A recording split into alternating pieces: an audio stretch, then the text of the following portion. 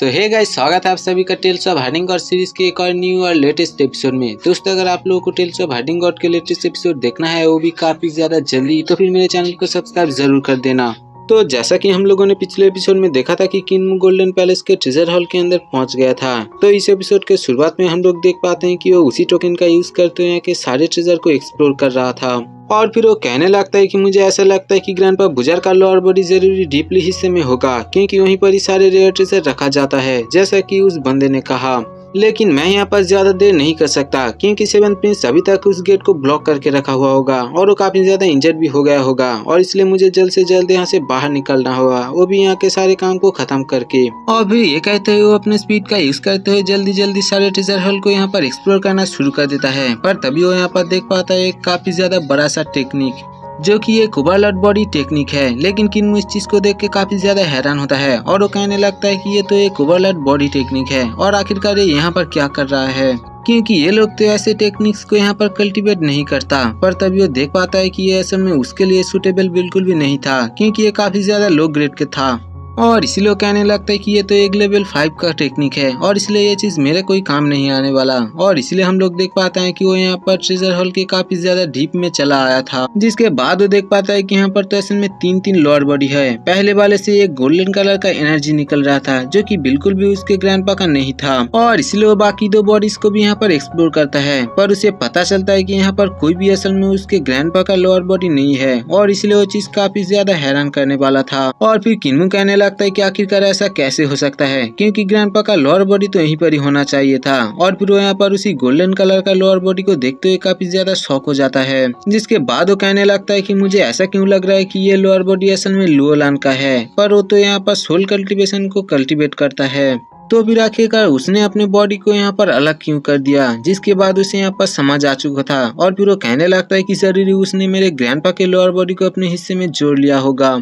क्योंकि शायद वो ये बात जान चुका था असल में ग्रैंडपा बुजर के लोअर बॉडी काफी ज्यादा स्ट्रांग है, और ऐसा बॉडी वो अपनी पूरी लाइफ में कभी भी अचीव नहीं कर पाएगा, और इसलिए उसने अपने लोअर बॉडी को यहाँ पर रख दिया और ग्रैंडपा बुजर के लोअर बॉडी अपने हिस्से में जोड़ लिया। दूसरी तरफ हम लोग मास्टर बासान को देख पाते हैं, जो कि एक एक करके सारे डिमंस को यहाँ पर धो रहा था। और फिर हम लोग किन्मू को देख पाते हैं, जो कि अब उस लोअर बॉडी को लेने के लिए बिल्कुल तैयार हो चुका था। लेकिन फिर भी उस लोअर बॉडी को हासिल करना इतनी भी आसान नहीं था, क्योंकि इसके चारों तरफ 2 बैरियर लगा हुआ था, जिसे कि अनलॉक करना काफी ज्यादा मुश्किल था। और इसलिए यहाँ पर किन्मू कहने लगता है कि मैं ऐसे ही इस चीज को हासिल नहीं कर सकता, और इसलिए मुझे यहाँ पर कैलकुलेशन करके पहले ये पता लगाना पड़ेगा असल में इसका पैटर्न किस तरह से चेंज होता है, और उसी मौके का फायदा उठा के मैं इसे हासिल कर सकता हूँ। जिसके बाद किन्मू यहाँ पर हेवनली बुक टार से सीखा हुआ स्टार कैलकुलेशन मेथड को यूज करता है, जिसका यूज करने के साथ हम लोग देख पाते हैं कि एक एक करके उसने सारे पासवर्ड को फाइंड कर लिया होता है। जिसके बाद यहाँ पर किन्मू कहने लगता है कि मेरे पास सिर्फ थोड़े से टाइम के लिए एक ही मौका होगा, क्योंकि यहाँ पर जब सारे पैटर्न चेंज हो रहा होगा उस टाइम यहाँ पर एक रास्ता बनेगा, और इसी मौके का फायदा उठा के यहाँ पर मुझे उससे अंदर से बाहर लाना पड़ेगा,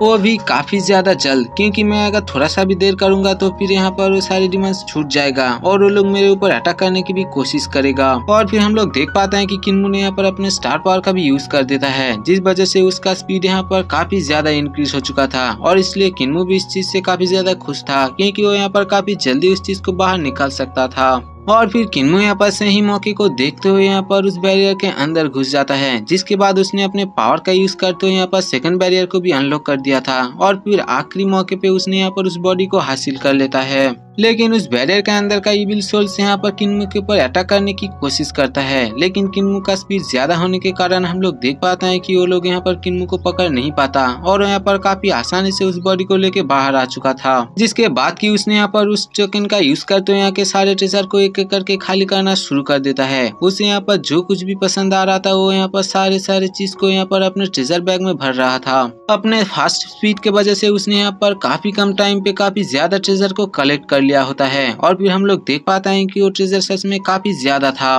और फिर दूसरे सीन में हम लोग यहाँ पर सेवन प्रिंसेस को देख पाते हैं, जो कि असल में ईगल ट्राइब के लोगों से लड़ते हुए काफी ज्यादा थक चुका होता है, और वो काफी ज्यादा इंजर्ड भी हो चुका था, लेकिन फिर भी यहाँ पर हार मानने के लिए रेडी नहीं था, और वो दोबारा से फाइट करने के लिए रेडी हो गया था। लेकिन ब्लू बुल यहाँ पर उसे रोकने के लिए कोशिश करता है, पर एक ईगल ट्राइब का बंदा यहाँ पर उसे रोक दिया था, और उससे कहने लगता है कि तुम इस तरह से फाइट के बीच कोई भी इंटरफेयर नहीं कर सकते। जहाँ पर किन्मू का मन तो बिल्कुल भी शांत नहीं हुआ था और इसलिए और भी ट्रेजर को यहाँ पर कलेक्ट करना शुरू कर देता है। पर तभी वो यहाँ पर एक इंस्ट्रूमेंट को देख पाते हैं जिसके अंदर से कि काफी ज्यादा इविल ऑरा निकल रहा था, जिसे देखकर कि वो कहने लगता है कि ऐसा लगता है कि किसी ट्री के अंदर कोई इविल सोल घुस गया था और उसके बाद उस ट्री को काट कर ही इस इंस्ट्रूमेंट को बनाया गया और इसके बाद से ही वो सोल यहाँ पर इस इंस्ट्रूमेंट के अंदर ही रह रहा है और इसी वजह से शायद ये चीज इतना ज्यादा टेरिफाइंग लग रहा है। और फिर तभी यहाँ पर किन्मू एक दूसरे ट्रेजर को देख पाता है जो कि असल में एक कटा हुआ हाथ होता है। लेकिन किन्मू जैसे ही उस बैरियर को टच करता है उसके अंदर से काफी ज्यादा गॉड पावर निकलता है, मतलब कि यहाँ से काफी ज्यादा गॉड साउंड निकल के बाहर आता है। और इस चीज को देख के किन्मू समझ चुका था कि ये असल में कोई मामूली हैंड नहीं है बल्कि ये किसी गॉड का ही हैंड है और इसीलिए कहने लगता है कि ऐसा लगता है कि ये किसी गॉड का हैंड है जो कि काफी ज्यादा पावरफुल तो ऑब्वियसली होगा। और इसलिए हम लोग देख पाते हैं कि वो इसे छोड़ने के लिए रेडी नहीं था और इसलिए अपने शॉट को निकालते हुए इसे बाहर निकाल लेता है। और इसके बगल में भी और एक दूसरा ट्रेजर था जिसे कि असल में जेन टावर के 100,000 पगोडा टावर कहा जाता है और इसे देख के किन्मू कहने लगता है कि ये भी काफी ज्यादा रेयर और काफी ज्यादा पावरफुल है और इसलिए क्या मुझे ये भी यहाँ से लेना चाहिए। लेकिन अब तक मैंने काफी ज्यादा ट्रेजर को कलेक्ट कर लिया है और इसलिए क्या ये चीज ज्यादा नहीं हो जाएगा। लेकिन हम लोग देख पाते हैं कि किन्मू उसे भी छोड़ने के लिए रेडी नहीं था और इसलिए वो यहाँ पर ठूस ठूस के वो सारी चीजों को अपने स्टोरेज बैग में डाल लेता है। उसने उस 10,000 पगोडा टावर को अपने स्टोरेज बैग में रख लिया था, साथ ही में उसने एक फर्नेस को भी यहाँ से चुरा लेता है और फिर हम लोग देख पाते हैं कि उसने यहाँ पर एक शॉट को भी एक दूसरी जगह से निकाल लिया था, जिसे देखकर वो कहने लगता है कि इसके अंदर से तो कोई भी एनर्जी नहीं निकल रहा है पर फिर भी ये चीज काफी ज्यादा डीपली हिस्से में है और इसलिए मुझे ऐसा लगता है कि ये तो उस गॉड हैंड से भी और भी ज्यादा खतरनाक और पावरफुल होगा।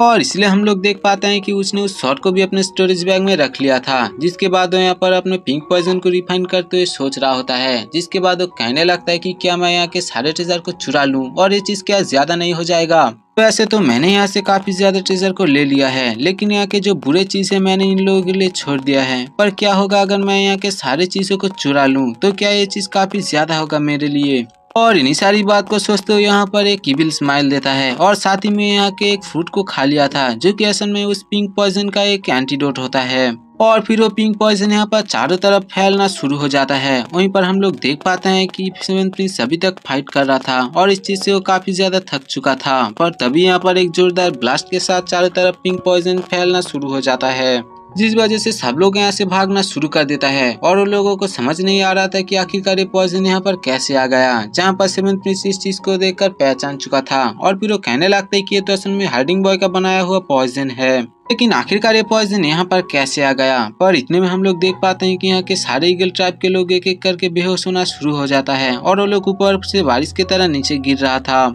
जिस चीज को देख के यहाँ पर ब्लू बुल सेवन प्रिंसेस को लेते हुए यहाँ से भागने की कोशिश करता है, पर इतने में वो पॉइजन उन लोगों के पास भी आ चुका था और इसी वजह से वो लोग भी यहाँ पर बेहोश होने लगता है। लेकिन तभी यहाँ पर हार्डिंग बॉय मतलब कि किन्मू आ चुका था जो कि उन लोगों को गिरते हुए बचा लेता है और फिर उन लोगों को एंटीडोट भी दे देता है, जिसके बाद उसने यहाँ पर सेवन प्रिंस को भी एंटीडोट दे दिया था और उससे कहने लगता है कि जल्द से जल्द इसे खा लो, जिसे खाने के बाद यहाँ पर सेवन प्रिंसेस को होश आ चुका था और वो यहाँ पर हार्डिंग बॉय को देखकर काफी ज्यादा हैरान होता है और वो कहने लगता है कि क्या मैं सपना देख रहा हूँ, क्योंकि तुम तो मर चुके थे और इसलिए मुझे ऐसा लगता है कि मैं यहाँ पर कोई सपना देख रहा हूँ। और इसलिए वो यहाँ पर किन्मू के गाल को खींचकर भी देखता है, पर तभी हम लोग देख पाते हैं कि किन्मू भी यहाँ से निकलने के लिए रेडी हो गया था और इसलिए उसने यहाँ पर सेवन प्रिंस को बाहों में लेते हुए ब्लू बुल के पूंछ को पकड़ लिया था, जिसे देख के ब्लू बुल कहने लगता है कि क्या तुम दोबारा मुझे खींचने वाले हो। लेकिन किन्मू उसके बात का कोई भी जवाब नहीं देता है और वो उन लोगों को खींचकर यहाँ से लेकर चला जाता है और फिर इसी के साथ ही ये एपिसोड यहीं पर ही खत्म हो जाता है। दोस्तों इसका नेक्स्ट एपिसोड काफी जल्द आने वाला है और इसलिए उसे देखने के लिए चैनल को फटाफट सब्सक्राइब कर दीजिए और हाँ, कमेंट करना तो मत भूलिएगा।